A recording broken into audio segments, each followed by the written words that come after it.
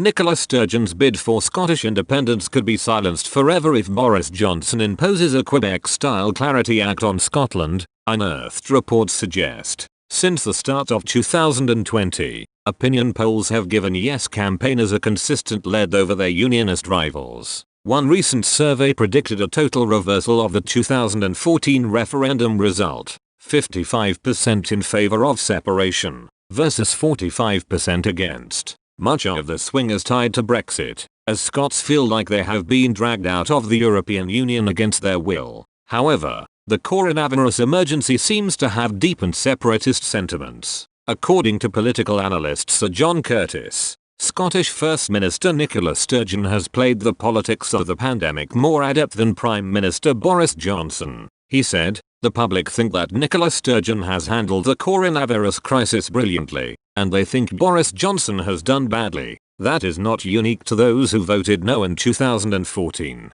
or those who voted leave in 2016. In all groups, Sturgeon is well ahead of Johnson, as the future of the union looks more uncertain than ever." Unearthed reports reveal how Mr. Johnson could destroy Scottish separatism forever by following Canada's example. Quebec legally organized two provincial referendums, one in 1980 and the other in 1995, and both were held after electoral victories by the sovereignist party Quebec-style, which, like the SNP, had renounced its original plan to demand independence as soon as it won power, in favor of the promise that it would consult the population first through the holding of a referendum. The 1995 referendum was defeated by a very narrow margin of 49.42% voting yes to 50.58% voting no. There was a huge turnout, with 94% of the 5,087,009 registered Quebecers taking part. Most French speakers voted for independence, but there was a big no majority in Montreal, where the bulk of Quebec's English speakers and immigrants live.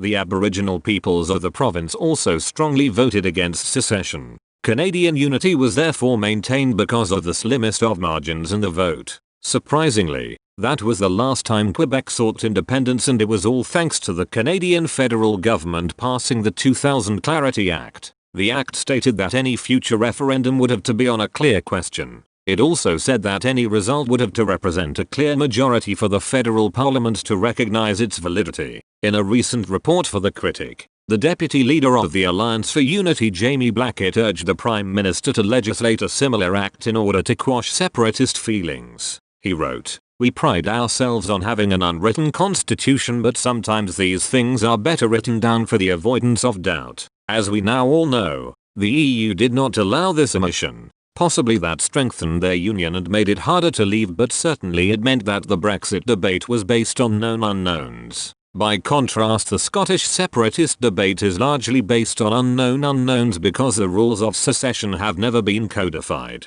The Canadians had the same issue and, following the Quebecois referenda, passed a Clarity Act in 2000 to establish the rules for any future secession referendum," he added. The Alliance for Unity is now calling on the government to bring in similar legislation. "We believe legislative weakness in the lead up to the 2014 referendum has allowed a loophole to be exploited to allow separatists to voice endless demands for a rerun and kept Scotland shackled to the hamster wheel of neverendum. And we believe the rules must be properly debated in Parliament rather than hastily thrown together in an ad hoc fashion in deals with the separatists as happened prior to 2014. Such a move would no doubt provoke howls of faux constitutional outrage from Holyrood," Mr. Beckett noted, but the fact remains that the UK Parliament with its 59 Scottish MPs remains sovereign and is the only place where this legislation can legitimately be executed.